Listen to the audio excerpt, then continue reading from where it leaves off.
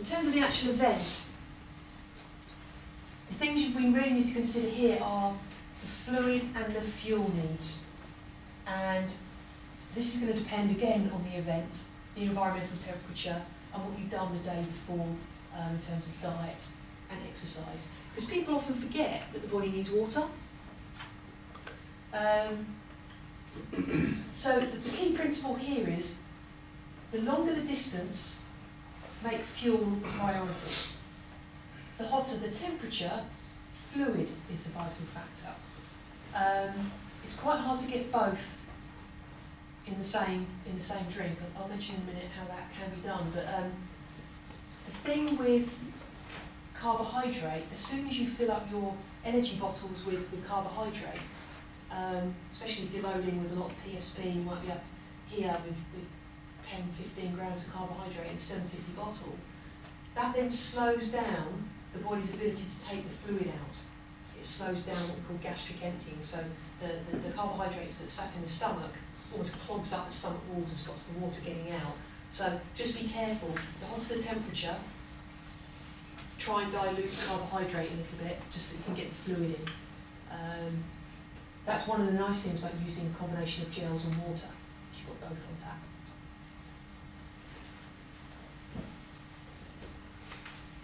People forget about the impact of not having enough water, but this is a lovely reminder that for each 1% in drop in hydration status, you lose about 5% drop in performance. Now, if you consider that for every hour of exercise you do, you're losing at least a litre. How much did people drink in the first hour today on the bike ride? Who got through a whole bottle? Steve did. Okay. Steve's probably the only person that didn't have his 10-mile effort affected because he drank enough.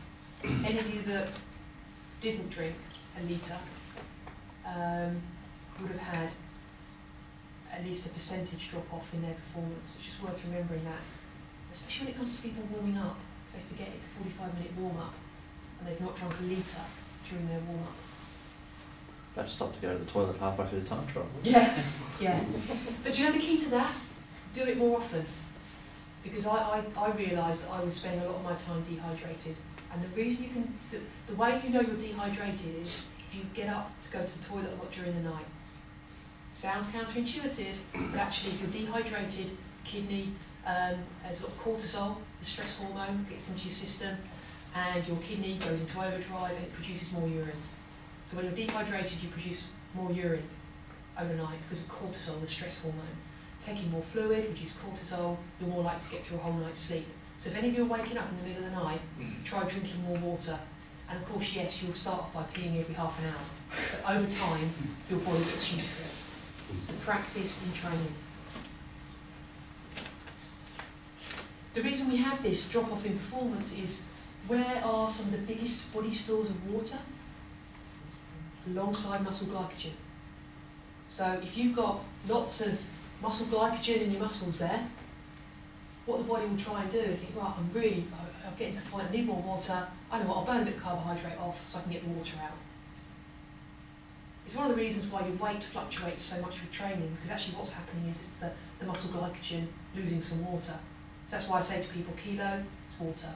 It's water bound to carbohydrates. If you trained hard, you lose glycogen, you've lost water, and that's why you've lost some weight. And why 2 days after some very hard training, you've put on weight. People say to me, can't burn that out. I trained really hard this weekend, I put a kilo on. So that's a good thing. Your carbohydrate stores are back, because of all that water that's bound up in it. So it works both ways. Product placement advert. There are good ways these days to get the best of both worlds in terms of fluid and carbohydrate delivery. Routinely, PSP is a very good way of getting carbohydrate in, but it's a very slow way of fluid absorption. So that's why looking to use drinks like Go, got more electrolyte in, and that's been shown to improve performance. Always practice using the products you intend to use in your races, in your training. It's really, really critical. Right, race nutrition. About an hour before, you can get a 750ml bottle in with 5 to 6% solution mixed up, but keep sipping on a weaker solution during your warm-up. Okay, just to keep the hydration levels topped up. During the race, it's very hard to give you specifics at this moment in time, so it depends on the race length. But please, please, please, anything that's of an hour or longer, always use a bottle and drink it. Don't just take a bottle out with you, because I'm in the car park at the HQ saying, oh brilliant, you've got a bottle, well done, you come back with full. I know I'm the world's worst drinker, but do as I say, not as what I do. But some research, over a 25-mile race, 2 minutes improvement just by keeping hydrated. You've just lost a minute and a half, I guess, in aerodynamics of drinking. No, this is the thing. The drop, you know, and I go on about this all the time, but don't ignore what people say about your bottle's not very aerodynamic. Ignore it. You know, your bottle's hiding behind your top tube, your legs are going up and down, there's all that turbulence anyway. Forget it, don't worry about it. There's quite a few studies which says that the bottle is more aerodynamic. I know a lot of the COB work has said that as well, but I mean, Simon Smart says differently. He's saying that, you know, now it's not, because top tubes are changing in their shape as well. But please just notice this, 2 minutes over 25 if you're dehydrated. It outweighs anything that the fastest aerodynamic equipment can do. So let's keep your physiology tuned up. No more said. Talking of hydration, just very, very quickly thinking about temperature effects and everything. Warm up, great photo again. You Google warm up cycling and you see this coming up. That is not the way to warm up before a race. Let's get into it this way, because it's not temperature. Temperature is one factor within a warm up. We warm up for many different reasons. There are physical, there's preparing the body to race, there's getting the temperature right, there's also activating the key steps in energy metabolism, waking them up. They're the ones that are going to be burning the fuel you need, turning on the aerobic system. There's mental reasons for warming up, you know, getting in zone, getting yourself cued in, getting your iPod on with your favourite tracks, getting yourself ready to race. Checking your equipment, people often forget about that. What feels comfortable, making sure your seat post doesn't slip. Lots of last minute things that you might want to do. People often ask me, what's the best thing to do, use turbo or road? I think really it's down to personal preference. I'd always advocate using the turbo, but it depends on the practicalities. Some events don't allow you to use a turbo trainer because it's too much whirring noise in the middle of a housing estate at 6 o'clock on Sunday morning. It's not very popular. Thinking about the weather as well, using a turbo when it's pouring down with rain and your bike's slipping. Got lots of nice photos of Hutch with his partner standing with the umbrella over the back wheel, and he was looking really peed off that she's standing there with an umbrella just to keep his wheel from slipping. But the bottom line is, what prepares you for the event? So we can talk these things through on a personal level, but ultimately it's got to be what prepares you. Some people like going out and feeling the road and getting kind of, particularly maybe road races are more inclined to get on the road to warm up rather than use a turbo. In fact, you can look frowned upon. So you, Steve, telling me you were frowned upon the other week for using your turbo. But you know, you've got some funny looks. It's very unheard of in your world, isn't it? Yeah, and that's mostly because you're taking up car parking space. So people don't like you being sat in the turbo because you're in the way of people trying to park cars. But don't worry about it if I've got the motorhome there. You can all warm up under the awning. Yeah, exactly. But actually, it's the first time I've done a proper warm up. It didn't feel pleasant because it was so early. But the temperature never got above -3 that morning. So at first I had like full woolly hat, jacket, the lot on, and by the time the 35-40 minutes had finished, I was down to my racing gear 10 minutes before the start, went down to the and that's the best thing about being on a turbo, is that you are truly warming up, you haven't got that wind chill coming past you all the time. But it's got to be what's best for you, and there are pros and cons to each approach, and in this room is probably I'd say probably a 70-30 split as to who prefers turbo and road. The great thing about turbo, it can be a little bit more controlled, it can give you powers and heart rates to hit. Generally though, the length of warm-up, guess what? Depends on the length of the race. The shorter the race, the longer the warm-up. The type of warm-up is very individual and has to again be specific to the event. And it's also dependent on what you've done the day before. Like I said, sometimes if you're travelling to the event, you've not had a chance to do a session the day before to keep the legs awake. You might need to do a bit longer for your warm-up on race day, so think about that. Chances are, Tony won't be doing a warm-up before the attack. I think that's probably long enough for you to get into the ride. We won't make you take the turbo out. Am I going to have to do one for 100? Yes. Well, then Tony has to do one for the attack. It's only fair.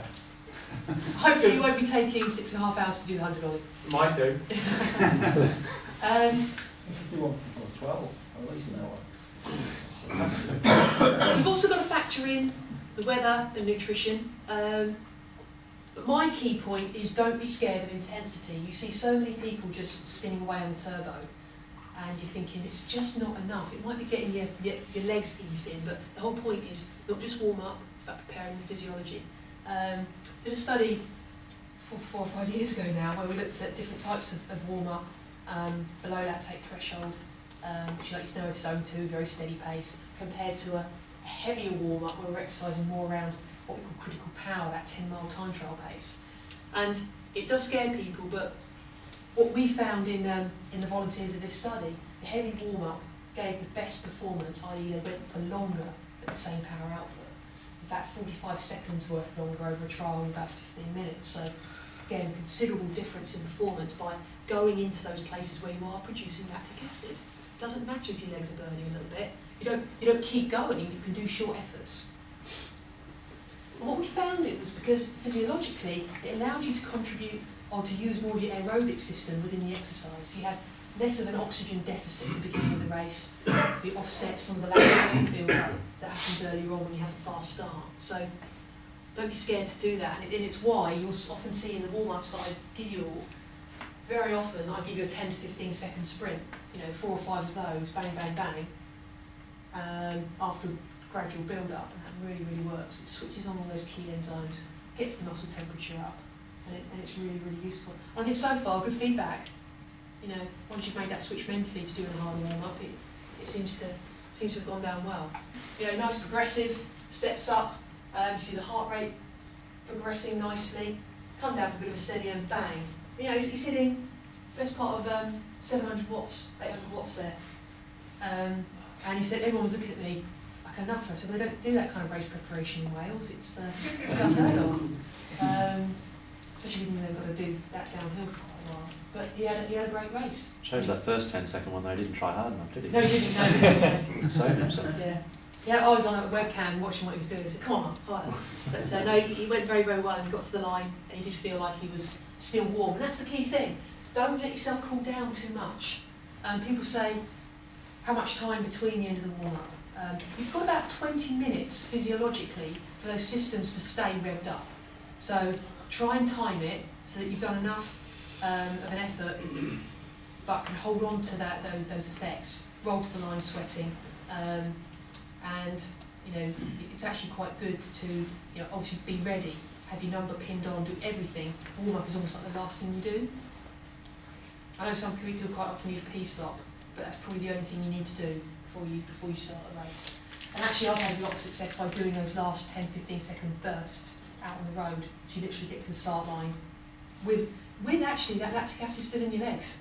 Because the great thing about lactic acid is that it shifts the amount of oxygen that you've got flowing into the tissues.